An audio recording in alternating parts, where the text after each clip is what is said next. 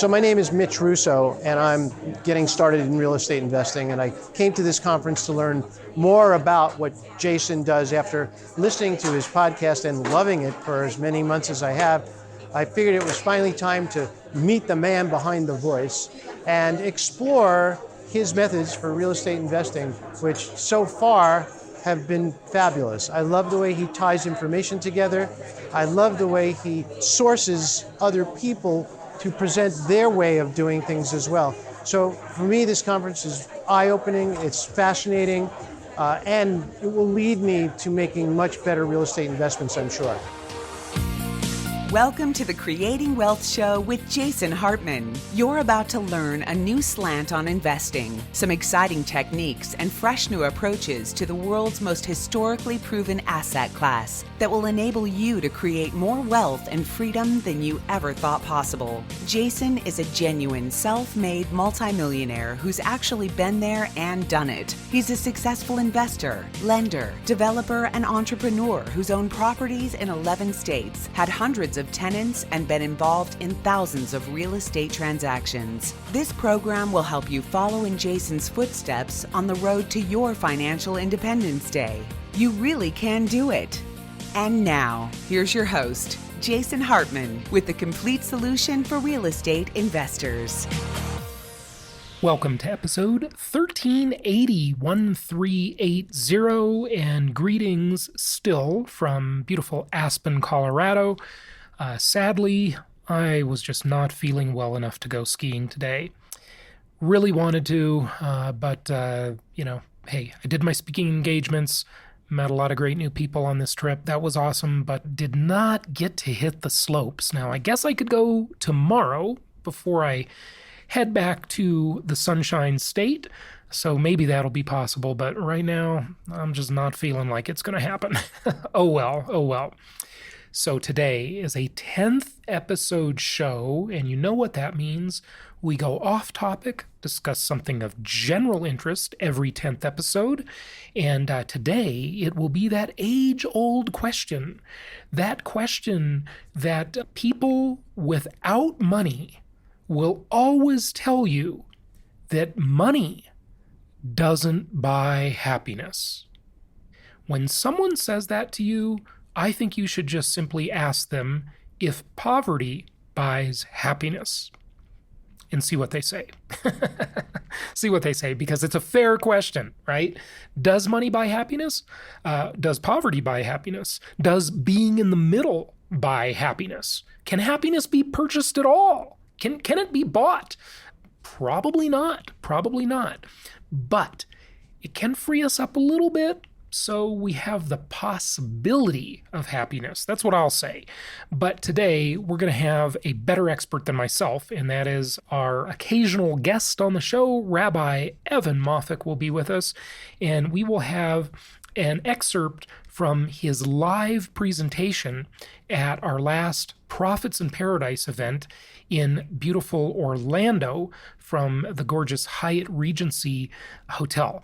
And so you'll hear that today when we get to the main portion of the show. But first, let's talk about one of my favorite subjects. Not money and happiness, but inflation and happiness. Well, not inflation and happiness, just inflation and the ability to gripe about it. Okay, so we've got the Super Bowl coming up, right? What are the prices of Super Bowl tickets? Are they affected by inflation? It's a fair question. Now, a buddy of mine that was here on the trip left early today. The rest of the group is still here. He left because he was taking his dad to the Super Bowl. And I asked him, I said, how much did you pay for those Super Bowl tickets? We were sitting around a table, a bunch of people were asking him that question. Looks like he got kind of a deal. Now, of course, it depends on where the seats are, clearly, right? But this is a survey done by Ticket IQ. I guess they're taking average secondary market listing prices of Super Bowl tickets over the last decade, over the last 10 years. So what's that look like, folks? Now, one thing you got to consider too, it doesn't just matter about inflation and ticket prices. It also matters obviously who's playing, right? How interesting is that game going to be, right? That obviously drives the ticket prices too. But a lot of these people buy these tickets way, way, way in advance before they even know who's playing, right? So anyway, for whatever it's worth, I just thought we would look at inflation in the prices of Super Bowl tickets. So let's go. 2010, the average Super Bowl ticket. Well, maybe I should start with 2020. Yeah, I think I'll go backwards. I'll go down the list. 2020, if you want to buy a ticket for this game, you're going to pay an average of $7,700. I'm going to round off in the interest of saving time. $7,700 per ticket. That's a little pricey. Gosh, you buy a couple of those and you could just put the down payment on a new income property. I think that might be a better deal. You can watch the game at home and, get an income property that's going to produce income for life, right? $7,700 for a single ticket. Two of you go, you're paying $15,000. You can almost buy a rental property with that. Almost. 2019, prices were a lot lower. $4,900. 2018, $4,000. So much lower the two prior years. Now in 2017, and I don't remember who was playing or what the big deal about these games was, but you sports fans out there will know I don't really follow sports that much. $5,400. 2016, $4,600. And something amazing happened in 2015. What the heck was going on in 2015? Sports fans, go to jasonhartman.com/ask. and give us your opinion on this and tell me what I don't know, because I didn't have time to look up who was playing each of these years or what the big deal was about the game. But in 2015, the prices were the highest of all. So this is clearly not exactly a study in inflation, but if you take out 2015, it pretty much follows an inflationary line. So 2015, $9,700, almost $10,000. Two of those, you'd have the down payment on an income property, which would be a much better deal. 2014, prices were dramatically lower. In fact, they were about one-fourth, $2,500. 2013, just a little lower, $2,500 and change, but a little lower than the other one I'm rounding. 2012, $2,900. 2011, $3,600. In 2010, the cheapest of all, $2,300. So the overall gist of it is that in 2010, you could buy tickets for $2,300 a piece, and in 2020, you're going to pay $7,700 a piece. I know there's some ups and downs in there, which are kind of interesting. Okay, now, one more thing before we get to the does money buy happiness question, which is an age-old question. Fannie Mae. Fannie Mae is warning lenders. Remember, Fannie Mae is not a lender. They are a secondary market, the biggest secondary market in the world for mortgages, not just in the country, in the world, by a huge, huge margin, okay? They are warning their lenders that there is a growing list of fake employers, companies that don't even exist, showing up on mortgage applications. In a Housing Wire article, the list of fake companies grows to 65. So, you know what has always amazed me is why would anyone ever bother being a crook? Being a crook, I mean, at least this kind of a crook, this takes a lot of thinking to figure this out, to figure out what you're going to call your fake company and to figure out where it's going to be located and how much it's going to pay you and all this kind of stuff, right? A lot of these crimes, these criminal masterminds that you see profiled on, movies, TV, and books, true crime books, whatever, you're thinking all the effort they made, they could have just done it the legit way. I mean, check this out. It's really quite interesting. Back in 2018, Fannie Mae issued a warning to lenders after identifying approximately 30 fake companies that were appearing on mortgage applications and documentation as their place of employment, right? And now that list has grown. So I guess these criminals, they probably have a little private group on social media where, hey, what's your fake company of the week? Post it up there and we'll all say we work there together. Then we'll get a loan when we shouldn't get a loan, right? It's truly amazing that people bother with this stuff. Check this out.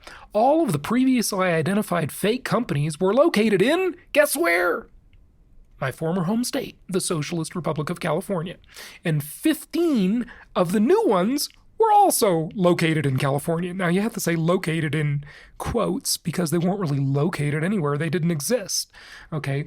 In total, these 65, well, they say now potentially fake companies, right?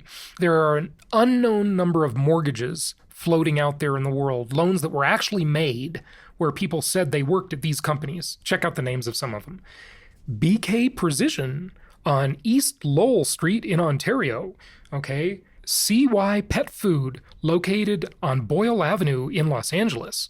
Galaxy's Auto Parts and Accessories located on Stellar Drive in Culver City. Hey, I used to live in Culver City when I was a kid. And Culver City was not a very nice area back then, I'll tell you that. GBF Freight System located in Bakersfield. And the list just goes on and on. It's kind of hilarious how legit these sound. West LA Dental Studio located on Overland Avenue in Los Angeles. God, I used to ride my bike on Overland Avenue. I know exactly where that is. It's pretty interesting. Now, this is a sign. Why is this important to us as investors? Well, number one, it's just interesting. Hey, I think it's interesting. But it also shows you the potential for another mortgage meltdown, right? This is obviously small. It's tiny compared to what happened that kind of sparked the Great Recession. But if there's rampant fraud in the system and no one is putting the brakes on the fraud, you're going to have a disaster. You're going to have another mortgage meltdown. And also, I want to remind you, do not confuse the mortgage meltdown with the Great Recession. This is a two-part story. The mortgage meltdown was only part one, okay?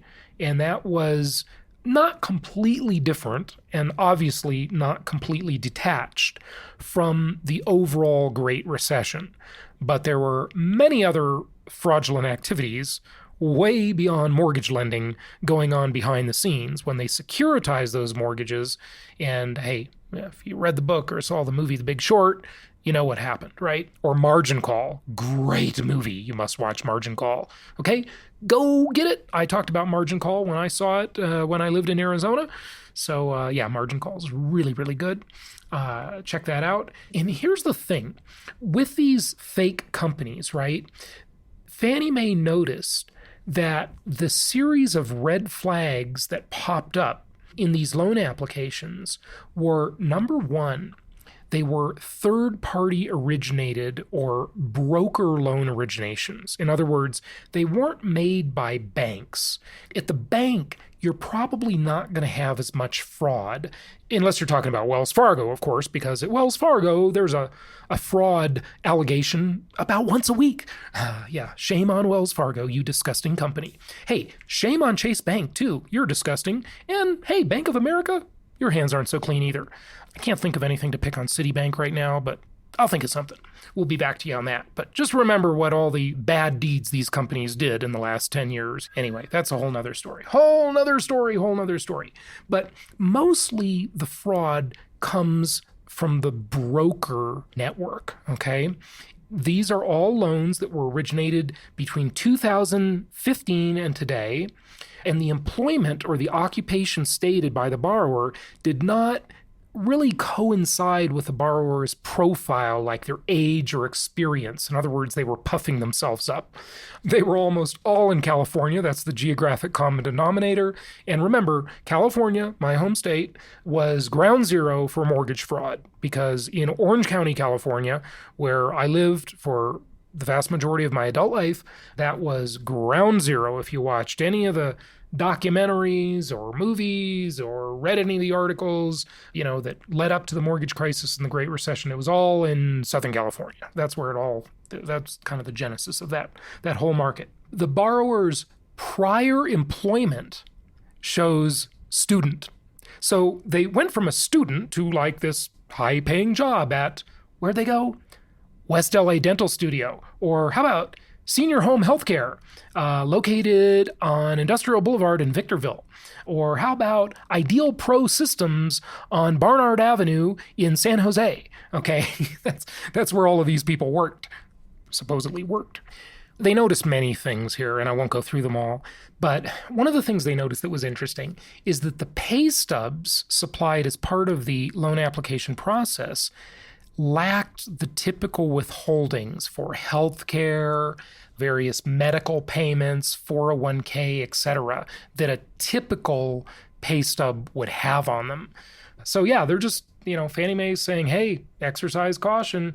If those loans go bad, you might be buying them back. And remember, that's the punishment for these brokers and why the honest ones want to be careful, and they don't want clients that are committing a bunch of fraud, because if they are, they might have to buy that loan back if that loan fails to perform, right? And so, that can bankrupt a company, obviously, if you got to buy loans back. I had a couple of different mortgage businesses. They were small. They were not big mortgage operations. But the big decision was to go from being a mortgage broker to a mortgage banker. And as a mortgage banker, instead of just brokering a loan and getting a fee from the lender you sent the deal to, right, when the loan was funded, instead of that, you would fund the loan off your own what's called warehouse line, which was like your own line of credit that might be for, many, many millions of dollars. I mean, these companies have giant warehouse lines. So they would fund the loan and then sell it off, sometimes just in the matter of a couple of days, right? It would happen really quickly. They wouldn't keep it for very long at all.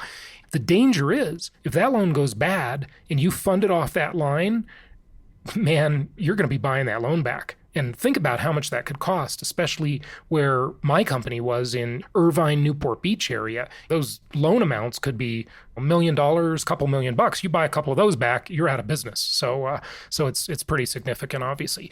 Okay, let's get to our 10th show topic and talk about happiness. And here we go with the rabbi. So what Jason asked me to talk about and what I wrote a book about and was initially on the podcast about is about happiness and what leads to a meaningful life.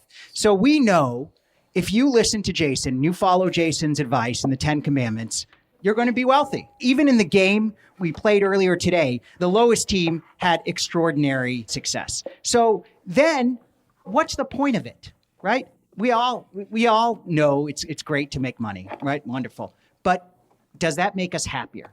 And I think that's an interesting question, because in life, are we just really out to make more money in order to continue to make more money? What do you think? Yes? No, I mean, that is in some ways how we're programmed. It's wonderful to make money. But what I've experienced, and I'm sure some of you probably, I certainly know people that are extraordinarily wealthy. People part of my congregation, just people I've met. And I can tell you unequivocally that once you reach a certain level, more wealth does not mean more happiness. It's absolutely true. And so, what is it that makes for a happier life? And we're going to look at that through the lens of both wealth and just positive psychology. And Jason has interviewed a lot of the top positive psychology people in the world, have been on the show. But I'm going to try to kind of break it down into how that really helps us, what we can do as income property investors in terms of living a happier life. The first thing is to sort of define what happiness means. Let me ask you, what is happiness? How would you define it? That's an age-old question. Yeah, it's an age-old question. What is it? Contribution and growth. Contribution and growth. That's great. Other ideas? Fulfillment, right? Carefreeness. So kind of a freedom in a way. Yeah. Freedom to choose. That's right. Now, what's interesting and what's wonderful is nobody really said sort of pleasure. So we often confuse pleasure, sort of hedonism, with happiness. And the two are different. They each have their place, right? We all know certain things that give us great pleasure. A massage, a great meal. You use your own imagination. There's wonderful things that bring us pleasure. But happiness is something different. Happiness is a sense of contribution, of living a life of satisfaction. And there are certain techniques that help us get there. And we're going to talk about those. But first, I want to address this question as to, is there a connection between wealth and happiness? That's a very interesting question because there are extremes on both sides. There are people who say the more money you make, the happier you are. Now, there is some truth to that. What the statistics say, and this was a 2015 study, is that up until $75,000, now it actually is different. In Atlanta, it was $42,000, which seemed a little odd. In New York, it was $120,000. But once you reach that, up until that point, there's a 1-to-1 correlation between the more money you make, the happier you are. Once you get past that $75,000, there's still a marginal increase in happiness up until about $200,000. Once you get to $200,000 a year, there's annual income, there is no correlation between happiness and more income. Isn't that interesting? Interesting. So $200,000. However, that was a 2015 study. But there is another little wrinkle in that the most recent study in 2018, which was in Australia, added a new question. And the question was, how satisfied are you with your life? On a rating from 1 to 10, which is a really interesting way of putting it. And what they found is that even over $200,000, there's greater satisfaction up until about $350,000, but it's correlated as to where you are. So if you live in Orange County, if it doesn't work, it's okay. Oh, okay. Okay. So if you're in a place like Orange County, California. Expensive Orange County. I've been rich, I've been poor, rich is better. We'll get to that. We'll get to the Orange County, California. If you live there or some other wealthy area, you actually are continually marginally happier with more income because we're comparing ourselves to other people. We human beings, we are absolutely always comparing ourselves. So, there's a great joke about happiness to say, if you make more money than your brother-in-law, you're happier. But the idea is that, it's a comparison that we are comparing ourselves to others. And so even over $200,000, if we make $250,000 and we work at the same company and our neighbor who works at the company makes $300,000, we may be marginally less happy. And that was answered on this life satisfaction survey. So there is some connection between wealth and happiness. Yeah, up until a point, there's a 1-to-1 correlation to about $75,000, then diminishing returns. It stops at about $200,000 a year. But how satisfied are you with your life? So the comparison, if you make $200,000, your neighbor makes $350,000, you may feel better making more. But as Jason often talks about, there's a difference. Money is currency, and there are different forms of currency. And I would argue that happiness is a kind of currency. If you are making a contribution with your job and you're getting that satisfaction, you are actually happier even if you're making, let's say, less money than your neighbor. So to keep on the question of money and happiness, if we're making a lot of money, how we spend it makes us happier, right? So what kinds of spending actually increase our happiness? These are all according to studies. Spending monies on other people, generosity, that absolutely makes us happier all the time. There's no question. Meaningful experiences. Now that's a very interesting. Studies say experiences, we've all been said, spending money on experiences is better than buying things. But experiences are different for people. So for some people, it could be a new car. For some people, it could be a safari. For another person, it could be starting a charity. So these or a great trip. So experiences make us happier. Also, convenience, right? Traveling first class. Well, it's much better. It's actually kind of bad to travel first class because then you really like it and then you want to spend more money to do it. But if you can afford it, it's better. Personal development, learning, spending money on conferences like this improves our happiness. And then the New York Times just a couple weeks ago had a fascinating article. The headline was, "Why do rich people keep working?" Has everyone here heard of the FIRE movement? Financial independence, retire early. You've probably heard of that. And it's really not that accurate because a lot of people, once they make a lot of money, and I've seen it with people who retire early. There's a whole group in my community called Men Enjoying Leisure. And a lot of these guys sold their businesses when they were in their 50s and their 60s, and they're just looking for things to do. It's really interesting. And they generally are unhappy. Accomplishment, when we are successful at doing certain things, and we can continue to do them even if we don't need to, we're happier. We feel like we're contributing something to the world. That goes back, this model of PERMA. So PERMA is this guy, Martin Seligman. He's one of the most famous psychologists in the world. And he said, he had been practicing psychologist. He actually did the studies that talked about learned helplessness. And what this was if you have a dog and you have, say, one of those electronic fences, and you install that, and the dog gets shocked because of the collar they're wearing. Well, after a couple days, you could take that collar off, and the dog still won't go past where they were shocked because they've learned that they can't do that. And what Seligman discovered is a lot of human beings are like that. If we experience failure after failure, then we feel like we can't achieve more. So he was very famous he did a study in the 1960s that talked about this phenomenon. But then in the 1990s, he said, psychology has focused so much on what's wrong with people. Why don't we focus on what's right with people? And then he asked the question, Freud, who sort of discovered modern psychiatry, said the whole point of psychotherapy was to turn neurotic misery into ordinary unhappiness, which is actually not that great a goal. So Seligman said, let's actually say what actually leads to a happy life. And he came up with this framework, which is just so great, PERMA. So these 5 things, positive emotions. So smiling, having fun, listening to music, these kind of things make us happier. The second is engagement. When we're engaged with something that's meaningful. So that could be volunteering for a school, a church, being part of a community. Very important. The third is relationships. Now, this has been proven over and over again, that relationships really matter so much. There was a study, having somebody that you could call at 2 a.m. for any reason that would answer your call, having a few of those people in your life actually correlates with happiness. And very interesting, what the study found is that women tend to have way more of those kind of friends than men, which is very interesting. So meaningful relationships contributes to happiness. 4 is meaning and purpose. That means that we're living for something bigger than ourselves. That's where religion really comes in. So, of course, I'm a rabbi, and having a sense that our lives are part of something bigger than ourselves. But it doesn't just have to be religion. It can be a community, a place that we really care about.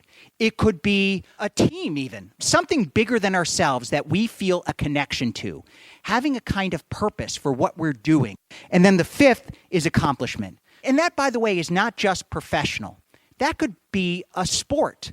There's taking up a sport, learning how to play tennis as we get older, or golf, or learning a new language. That sense of accomplishment contributes to our happiness. So this PERMA is a really good clue for how we can live a happier life. I love this quote, and I just found it on a random YouTube video. Money can't buy happiness, but it does put a nice down payment on it. And I just took this because Jason often talks about Dennis Waitley. Happiness is when what you think, what you say, and what you do are in harmony. Love that. So, since I'm a rabbi and Jason said I was giving a sermon, it's money and spirituality. Now, this is where, we hear a lot of news about capitalism, socialism. I'm a believer, and I know Jason is, and I think we hear on people on the podcast, that capitalism is actually so good for society. And this is a rabbi that I've read a lot, Daniel Lapin, and he said, wealth is God's way of incentivizing you to do exactly what he wants you to do, which is to care obsessively about satisfying the needs and desires of his other children. So essentially, when you do a service for somebody, when you provide housing for somebody, you are doing something for somebody else. You're providing clean, safe, affordable housing. I talked in the podcast recently about how, my daughter has a math tutor, which is expensive. I pay that math tutor, but I am grateful because she is providing a service. So capitalism actually incentivizes us to serve others. There is actually a religious dimension to capitalism. And the spiritual material, we talk about these as separate realms. One of the things in Judaism is that they're not, that everything is connected. There is this kind of myth that poverty is good and it makes us holier. We have in Christianity, there are monks that they take a vow of poverty. Some of my good friends who are priests have taken a vow of poverty.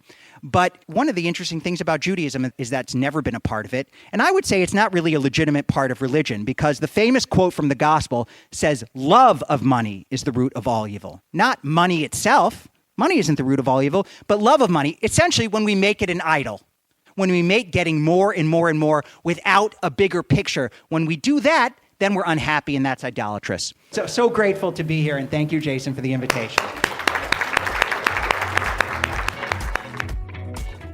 Thank you so much for listening. Please be sure to subscribe so that you don't miss any episodes. Be sure to check out the show's specific website and our general website, hartmanmedia.com, for appropriate disclaimers and terms of service. Remember that guest opinions are their own, and if you require specific legal or tax advice or advice in any other specialized area, please consult an appropriate professional. And we also very much appreciate you reviewing the show.